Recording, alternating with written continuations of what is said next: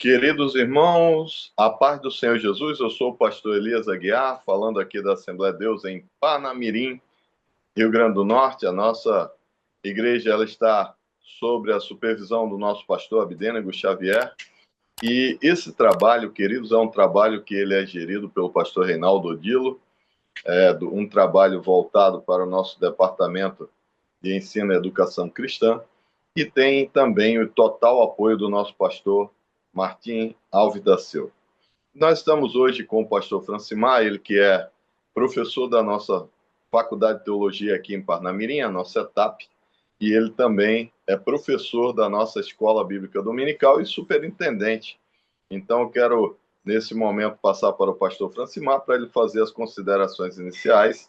Nós que estaremos aqui hoje lecionando a lição de número 2 desse novo trimestre que se inicia, e eu creio que será uma grande bênção para toda a igreja.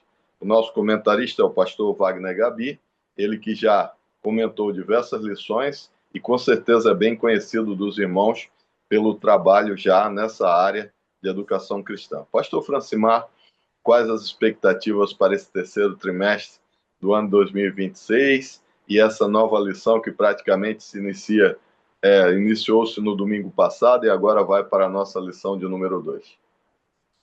Paz, Senhor, pastor Elias Aguiar, prazer estar contigo mais uma vez nesse novo trimestre, terceiro do ano. Temos um tema muito especial, né? Aos amantes e entusiastas da obra missionária. Eu acho que estão muito felizes com o tema desse trimestre, porque é um tema muito missionário, né? Nós estaremos falando sobre a expansão da igreja, o crescimento da igreja, a igreja saindo de Jerusalém e alcançando as nações. Então, aqueles coordenadores de missões, líderes de missões, os irmãos que estão à frente desses ministérios, com certeza, terão muitos subsídios, né, e estarão motivados ainda mais para estarem participando da Escola Bíblica Dominical. A igreja pode aproveitar esse trimestre para divulgar mais a obra missionária, para se envolver mais, se comprometer mais com a obra missionária, porque serão 3 meses falando sobre a graça de Deus, o evangelho chegando a todas as nações, a todas as nações. É um prazer, é uma alegria estar com o pastor Elias, que também é um dos nossos professores aqui da Faculdade de Teologia, um dos nossos professores também da Escola Bíblica Dominical, e que tem somado conosco nesse desafio de abençoar os professores e a Escola Bíblica Dominical, principalmente aqui no campo do Rio Grande do Norte, né, pastor Elias? E hoje a lição de número 2, o senhor que vai fazer essa introdução, essa abertura, com o tema A Porta da Fé se abre entre os gentios. O que é que o senhor tem a dizer? Querido, O que é que nos aguarda, né, nesta lição? amém, queridos. É uma lição maravilhosa, realmente ela é muito envolvente para toda a igreja. E aqui no texto áureo diz: porque o Senhor assim nulo mandou, eu te pus para a luz dos gentios, para que sejas de salvação até os confins da terra. Isso está em Atos, capítulo 13, versículo de número 47. A nossa verdade prática, queridos, diz assim: o propósito de Deus é que o evangelho alcance todas as nações, revelando o seu eterno desejo de salvar a todos. Eu creio que esse é o tema central dessa lição, é o que nós vamos ver, a questão da expansão missionária, é a questão da abertura de portas. Então, nós vamos estudar isso aí. Aqui em Atos, capítulo 13, versículo 44 até o versículo 52, nós vemos aí os versículos base da nossa leitura bíblica em classe, que eu não vou ler junto com os professores aqui, mas que pode e deve replicar na sala de aula. Nós temos 3 grandes objetivos para essa lição.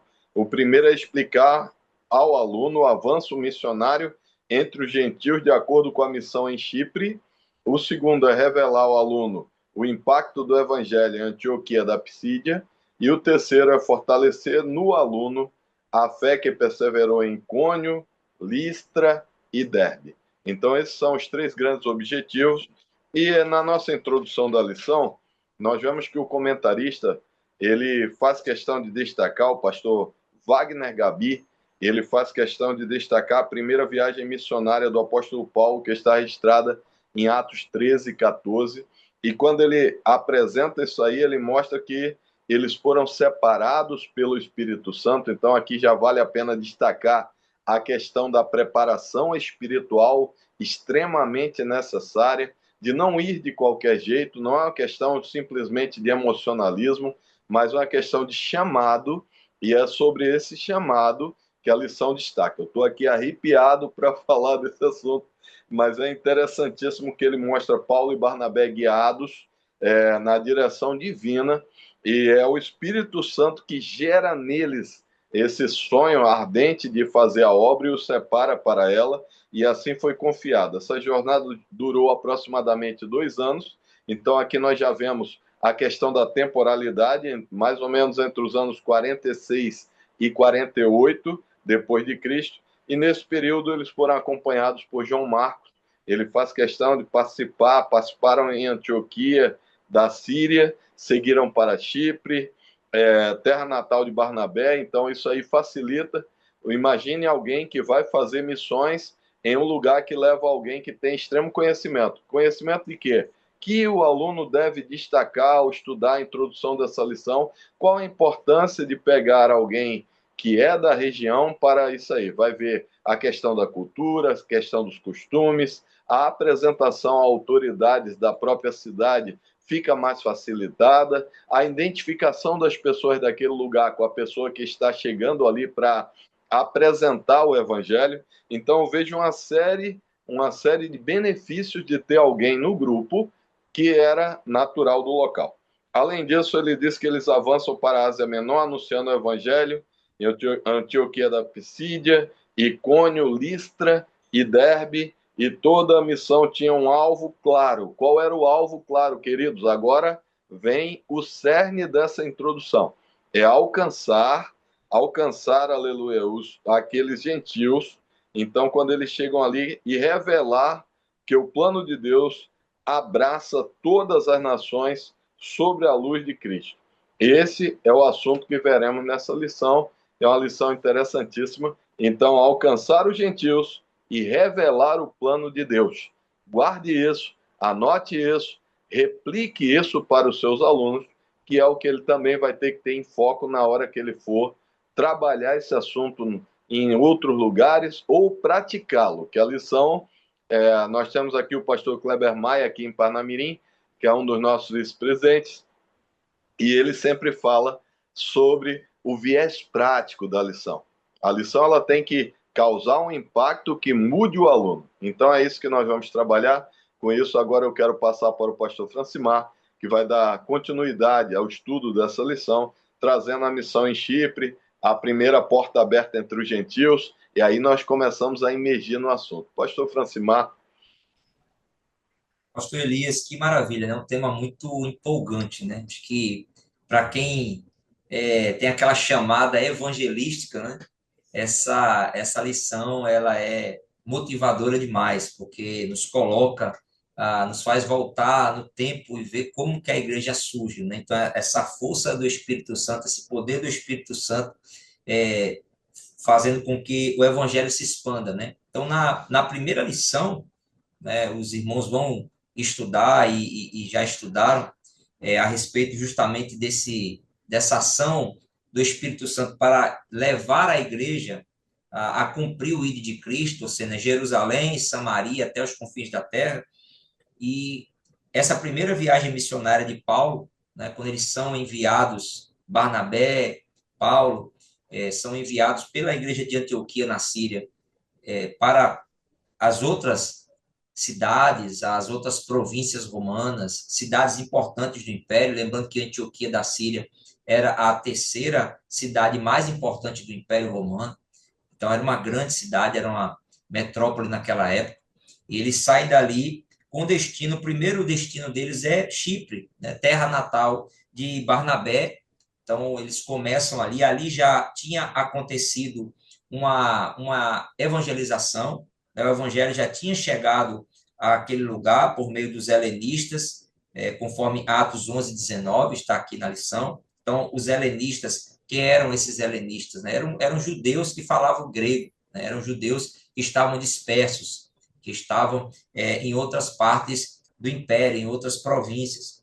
Então, nós percebemos que o evangelho já havia chegado lá, mas Barnabé, Paulo, eles descem a Seleucia, né? Ali havia um porto, e a partir daquele porto, eles navegam para Chipre, e chegando em Chipre, eles começam ali, portanto, a falar do evangelho, a já conhecer alguns irmãos que estavam naquele lugar. É também em Chipre que possivelmente Barnabé ele vai chamar João Marcos para integrar essa equipe, formada apenas por ele e por Saulo, né? E Saulo depois será chamado de Paulo no decorrer do livro de Atos, o nome judeu e também o seu nome romano. E alguém pode pensar, Paulo tinha dois nomes? Sim, dois nomes, é muito comum.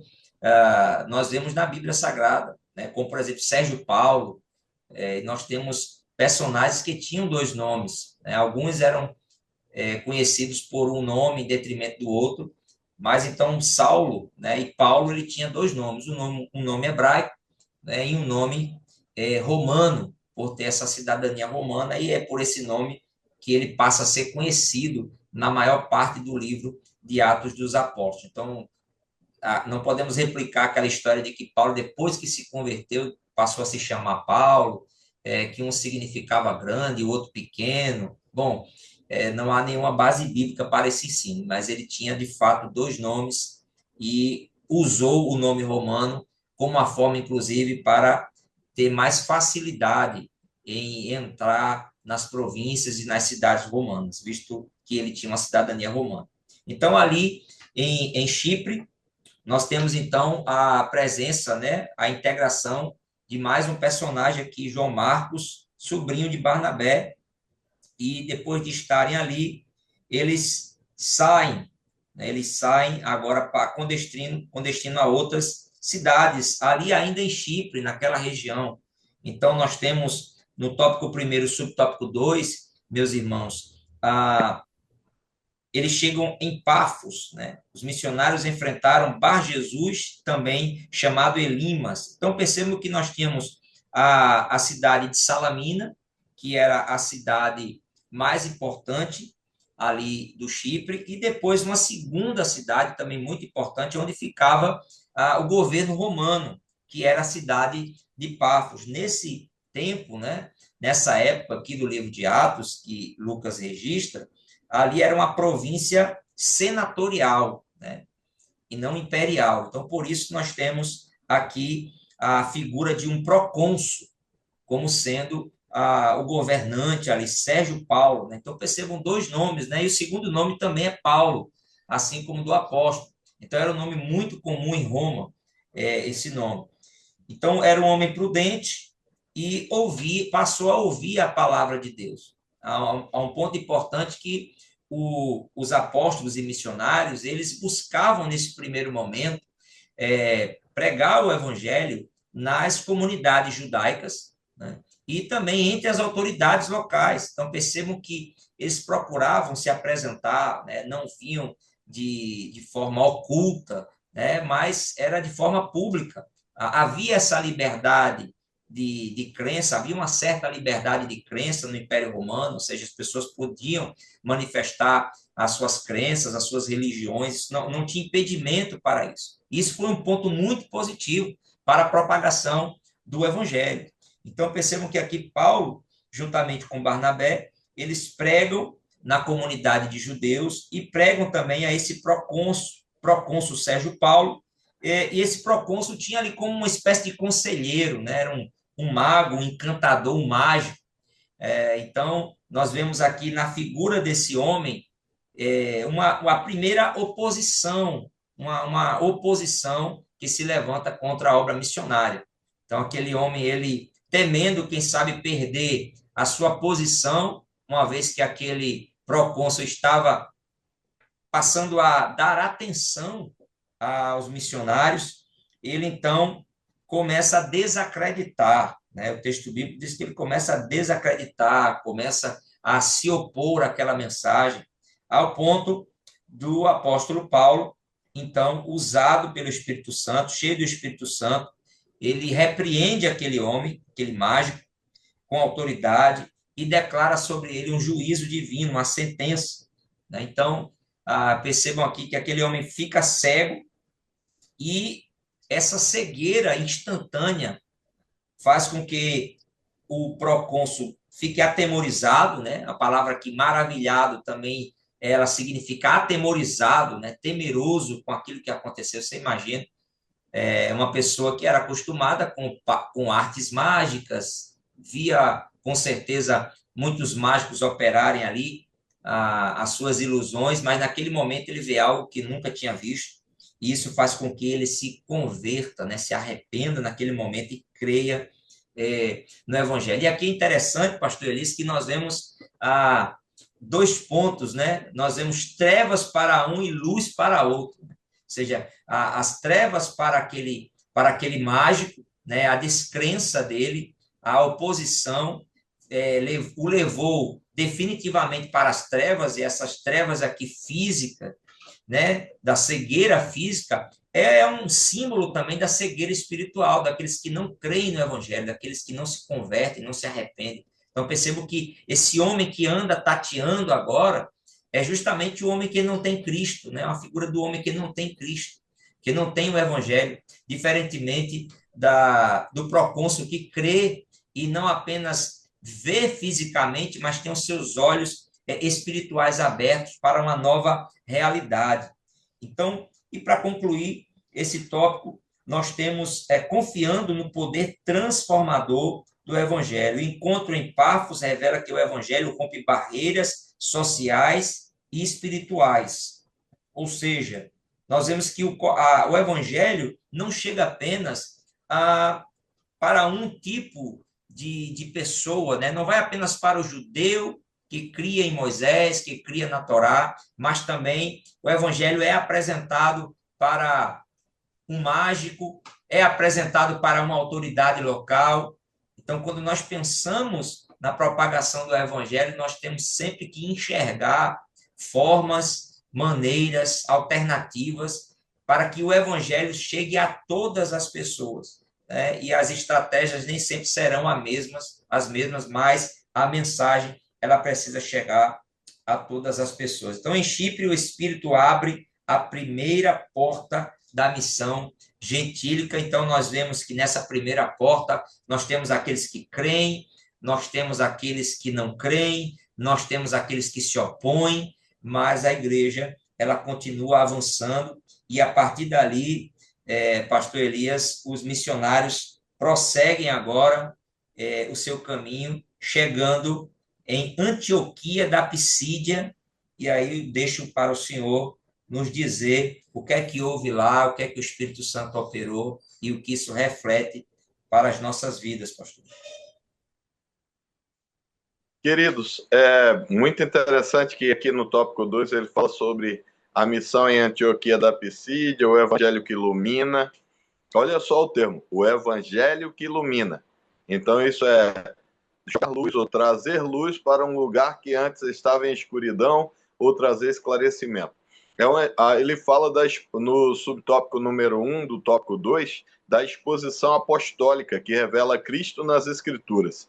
Então, na verdade, foi uma mensagem pregada por Paulo ali na sinagoga, porque levantando-se ele foi na sinagoga. Então, veja bem que ele tem princípios. Então, ele vai ministrar para os judeus que ali estavam, e ele vai na sinagoga, dirige-se a judeus e a gentios temente a Deus que haviam ali naquele lugar.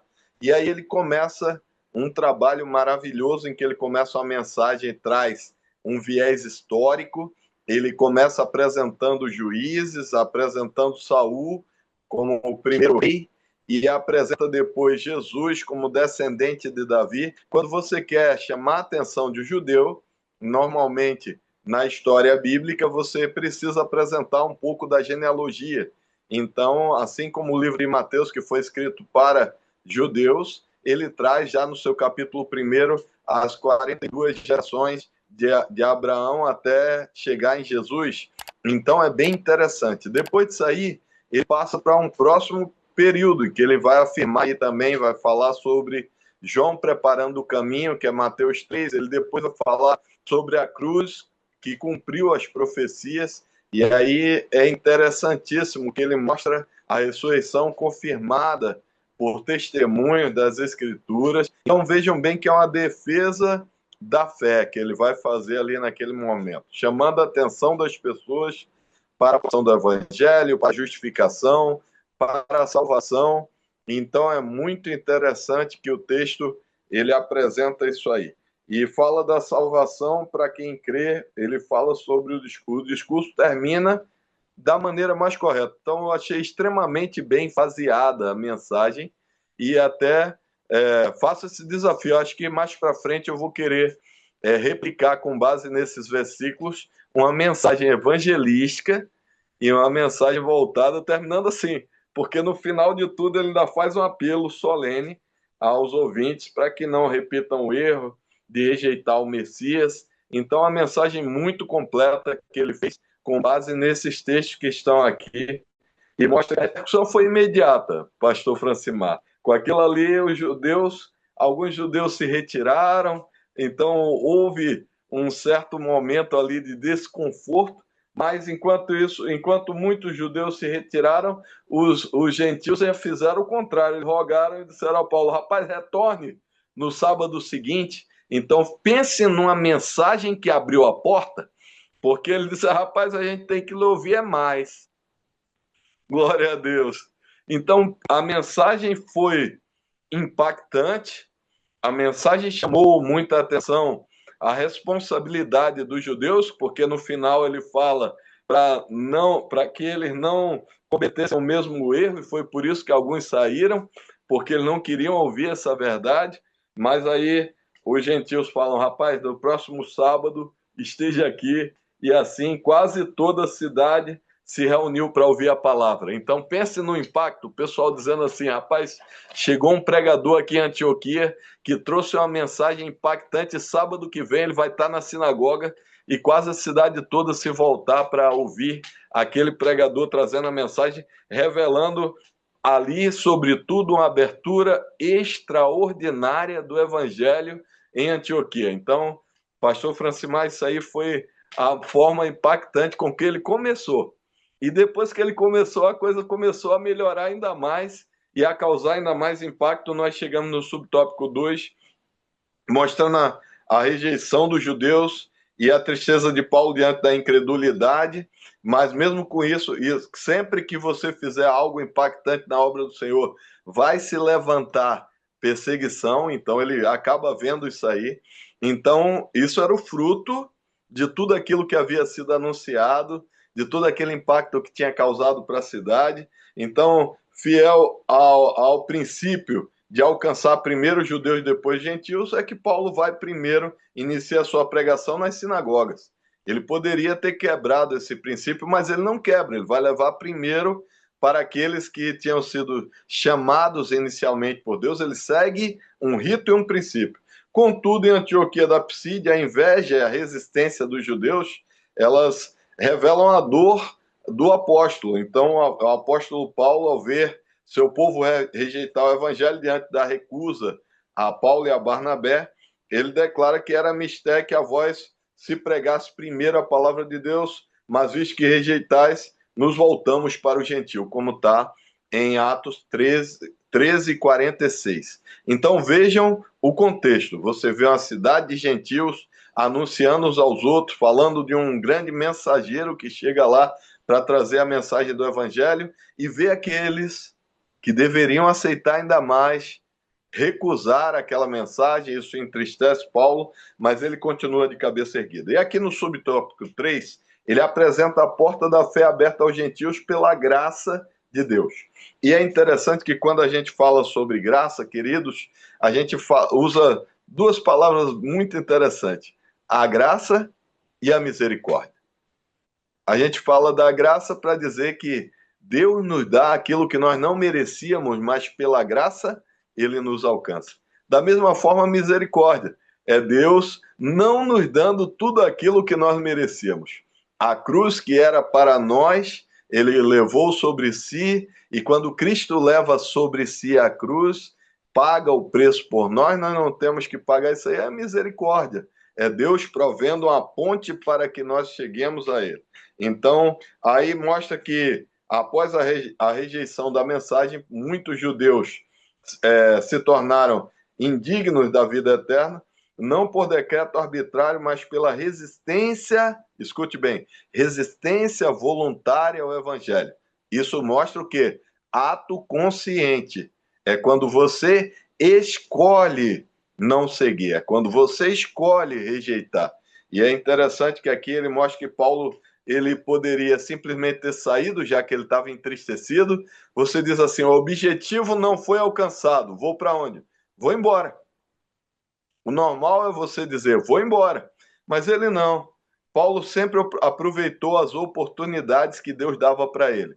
Então, quando isso acontece, Paulo volta-se para os gentios que receberam a palavra e agora ele vai formar aquela igreja que está nascendo ali em Antioquia. Então, cumpre-se então o propósito divino anunciado em Isaías. Israel seria luz para as nações e de Israel viria o Cristo, a luz da revelação aos gentios. Então, ele faz questão de mostrar isso aí. O texto afirma que creram todos quantos estavam ordenados para a vida eterna. A melhor compreensão conforme a Bíblia de Estudo Pentecostal. Então é interessante, queridos, eu finalizo aqui o subtópico 3, entendeu como é que foi a proclamação do evangelho em Antioquia, entendeu que os judeus, muitos deles até se levantaram e saíram, mas Paulo aproveitou as oportunidades. Então chegue para a sua sala de aula e fale exatamente isso. Aproveite as oportunidades que Deus te dá. Quantas pessoas, quando são chamadas, se recusam a mensagem, eles se recusam a ir levar ali aquilo que ficou no seu coração, pensando que é de si mesmo. Mas aí Deus te dá coragem e levar a mensagem do Evangelho. Quero chamar para estar lecionando o tópico de número 3, na condição que agora nós vamos para outro local, né? Geograficamente, estamos passando pelas cidades. Saímos agora de Antioquia e vamos para Icônio, Listra e Derbe, entender tudo aquilo que está fazendo. Pastor Francimar. Pastor Elias, de fato, a lição vai nos empolgando, né? É como se você estivesse lendo um livro de história e esperando, né, o que vai acontecer nos próximos capítulos, né? O que esses dois heróis vão enfrentar, quais serão seus desafios, né? Acredito que é, essas primeiras viagens missionárias serão temas também para serem abordadas em cultos infantis, né? As crianças, os adolescentes, eles são muito ávidos por personagens heróicos, né? Por grandes feitos, e é maravilhoso a gente ver como esses homens foram cheios do Espírito Santo de Deus e fizeram coisas extraordinárias. Saindo então de Antioquia da Psídia, os apóstolos, eles continuam, né? O apóstolo Paulo, a Barnabé, esses dois missionários continuam debaixo das orações da igreja de Antioquia na Síria e continuam agora para a próxima cidade, chamada de Icônio. Então, o tópico 3 fala da missão em Icônio, Listra e Derbe, a fé que persevera. Então, nós veremos aqui que nessa última parte da primeira viagem missionária foi a parte em que os apóstolos mais sofreram perseguições, oposições. Aqui, de fato, foi onde a fé deles foi provada de uma maneira que os levou a perseverar no Senhor, perseverarem na missão. Então, em Icônio, Paulo e Barnabé entraram na sinagoga, como de costume, e anunciaram o evangelho com tal convicção que muitos judeus e gregos creram. E o Senhor confirmava a palavra com sinais e prodígios. Então, em Icônio, Deus operou sinais e prodígios por meio de Paulo, por meio de Barnabé. E houve, portanto, uma divisão. Então, percebam que há pessoas que creem, há pessoas que não creem no Evangelho.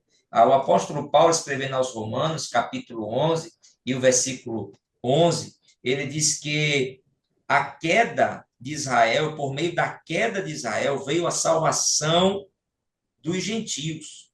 Ou seja, dentro dos propósitos do Senhor, soberanos, a queda, a rejeição de Israel, né, a incredulidade de Israel, ou seja, cada vez que a mensagem chegava aos judeus, às sinagogas, por meio de Paulo, de Barnabé, e essa mensagem, em grande parte, ela era rejeitada, né? Apenas a minoria cria.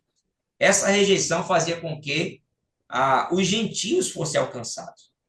Então, percebam que até a rejeição do evangelho por parte de Israel se tornou em bênção. E Paulo fala justamente sobre isso na carta aos Romanos, no capítulo 11. E ele diz o seguinte: se a rejeição do evangelho por parte de Israel se tornou em bênção, imagine quando eles crerem.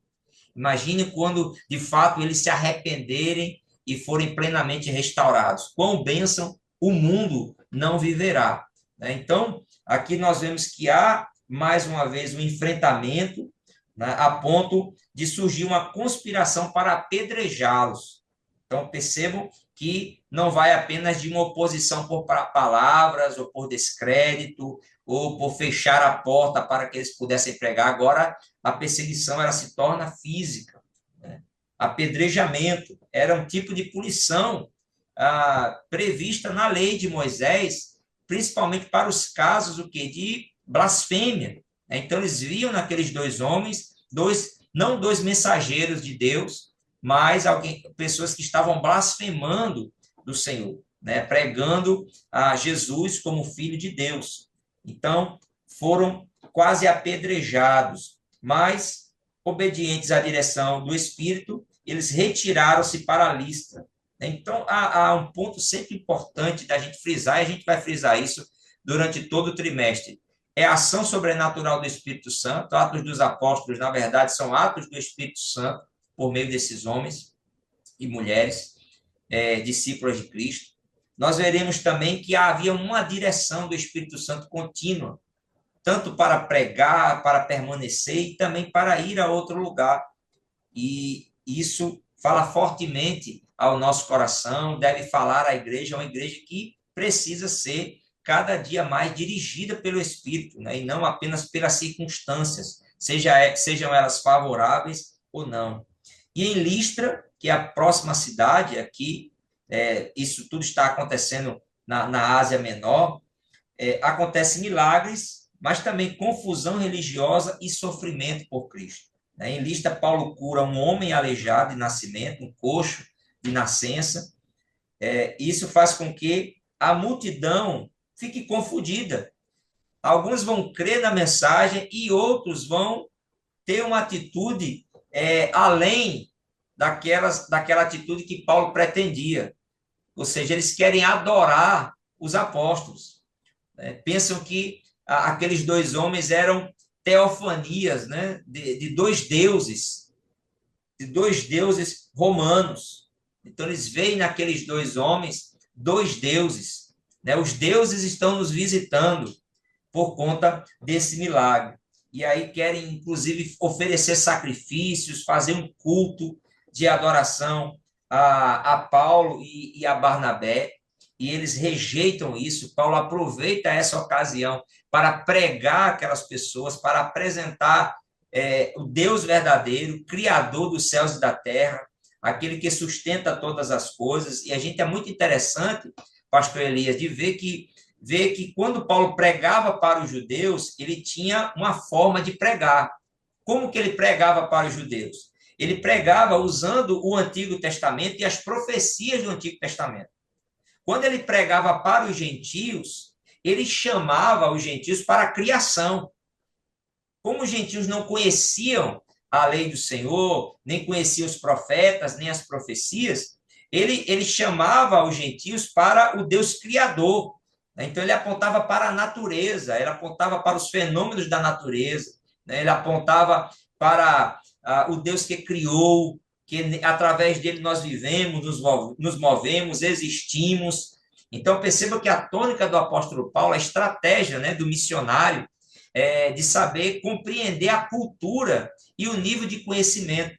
E nós vemos muitas das vezes irmãos e irmãs que vão evangelizar, que vão pregar, e tem às vezes um linguajar muito bíblico para falar com pessoas que não conhecem a Bíblia, né? Jargões, expressões, né, bíblicas, para conversar com pessoas que não leem a Bíblia, que não conhecem as histórias bíblicas, que não conhecem os personagens.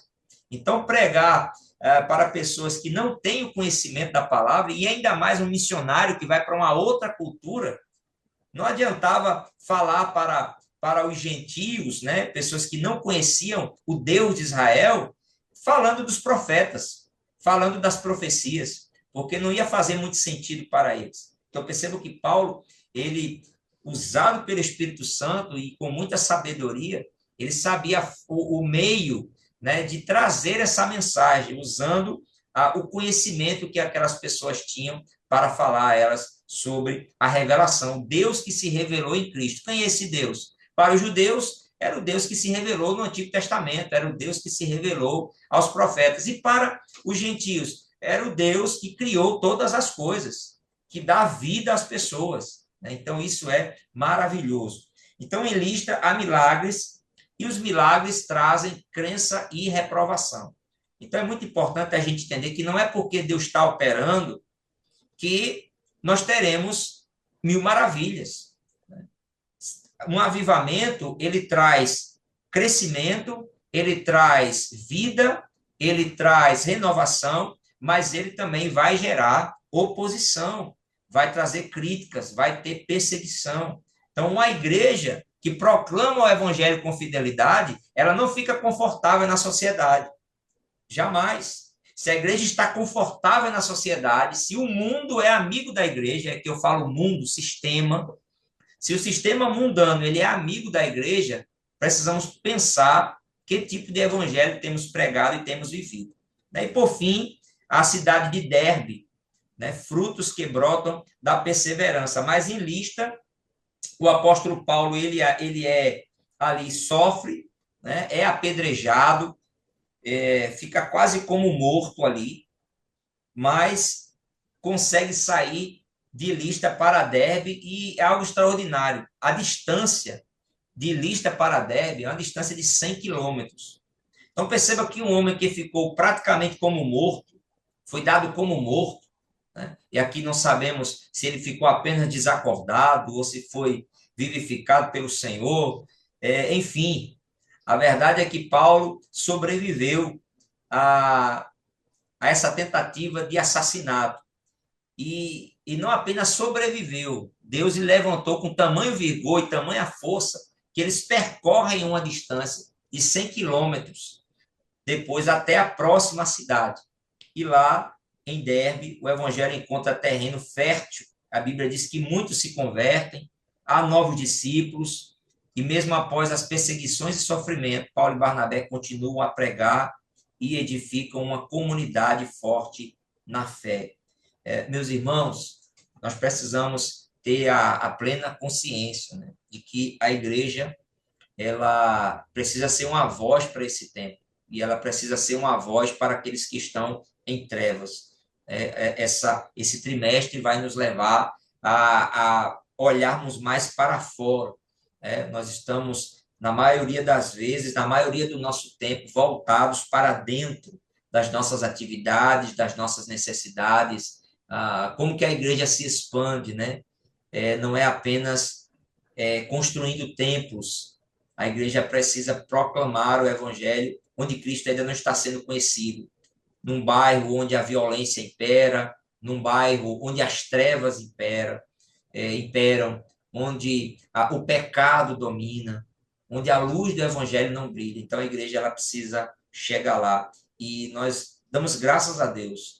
Para a glória de Deus, a Assembleia de Deus, ela é uma igreja que consegue chegar nos lugares onde outras igrejas não chegam. Porque a Igreja Assembleia de Deus tem uma chama pentecostal que a impulsiona para levar o evangelho nos lugares mais difíceis e desafiadores.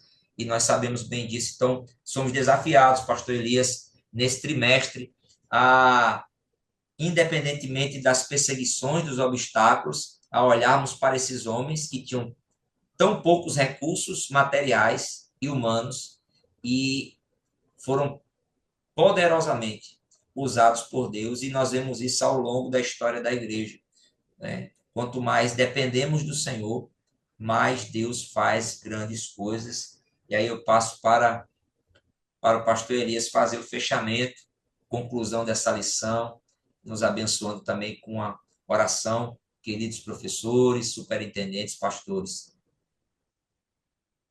Queridos, nós estamos encerrando esse ciclo missionário, passeamos aí por Chipre, Antioquia, Icônio, Listra, Derbe, vimos a resistência à mensagem do Evangelho, vimos a expansão sobre os gentios, vimos cidades inteiras sendo tocadas, e aí é interessante que a conclusão diz que os apóstolos retornaram às cidades aonde haviam sofrido. Então, lugares aonde eles pagaram preço, eles voltaram com dois grandes propósitos: fortalecer os discípulos e estabelecer presbíteros. Então, eles estavam tão conscientes da expansão saudável daquilo que havia sido feito, que eles resolvem ampliar o ministério da igreja ali no local. Depois, eles apresentam à igreja de Antioquia o relatório do que Deus fez, celebrando o que abrir aos gentios a porta da fé. Então, eles comemoram, eles celebram isso, e a missão continua, porque a graça ela tem três grandes viés apresentados pelo comentarista. Primeiro, a graça conduz. Ela nos leva à presença de Deus. Segundo, a graça sustenta. Ela não vai simplesmente te conduzir. É diferente. Conduzir você leva, mas depois de levar, você tem que criar meios para se manter. Então, ela sustenta, ela conduz, ela sustenta, e mais do que isso, ela abre caminhos onde antes parecia impossível. Glória a Deus. Aleluia. Os lugares onde antes parecia impossível que o evangelho chegasse, há uma expansão desse tamanho, e por mais resistência que tenha, a resistência não vai fechar as portas que Deus abre. Então imagine aí uma cidade inteira de gentios chegando para os amigos dizendo assim: Pastor Francimar, a mensagem de sábado na sinagoga foi uma coisa tremenda. Rapaz, sábado que vem, Paulo vai estar lá de novo, eu estou te convidando a participar. E aquilo foi viralizando, onde não havia Instagram, Facebook, WhatsApp e outras redes sociais. Foi só pelo testemunho daqueles que ouviram, impactando outras vidas, e enche. Igual a mulher samaritana entrando na cidade para falar que Jesus estava lá fora no poço. Então, isso é a graça de Deus revelada e manifesta. Então, queridos, eu preciso encerrar, que depois dessa aí, Deus já tem me impactado aqui. Eu já tenho que conversar até com a minha família aqui sobre esse tema que está me impactando. Mas, pastor Francimar, muito obrigado pela oportunidade de estarmos juntos mais uma vez. Pastor Reinaldo Dilo, também pelo apoio aí nesse trabalho. Pastor Martim. Pastor Abidênego, que é um dos maiores entusiastas do trabalho de ensino, a igreja que respira ensino, faz cursos e mais cursos de capacitação. Então, Deus abençoe a cada um dos irmãos. Vamos orar juntos, queridos? Que Deus possa impactar a sala de aula e que no término desse trimestre aconteça algo parecido. Por mais que se levante oposição, Deus possa fazer pessoas dizer: rapaz, vamos para a aula juntos, que está acontecendo algo tremendo. A aula do domingo passado me impactou, eu preciso distribuir um pouco daquilo que Deus tem dado, e por isso eu vou te levar junto para a Escola Bíblica Dominical. Vamos orar, queridos. Senhor Deus e Pai, Todo-Poderoso e Criador do céu e da terra, o Senhor é maravilhoso, o Senhor é santo, o Senhor é poderoso. Papai querido, o Senhor é o Deus que conduz, o Senhor é o Deus que sustenta, e o Senhor é o Deus que abre portas que antes pareciam impossíveis. Então, papai querido, neste momento eu te peço, usa professores e alunos, Pai, que eles sejam multiplicadores, que essa aula possa chegar a inúmeras pessoas.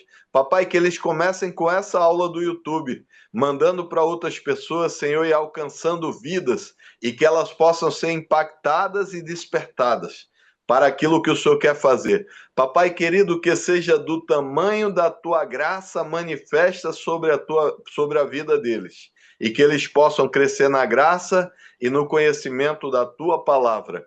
É isso que eu te peço, em nome de Jesus. Amém. Queridos, Deus abençoe a todos.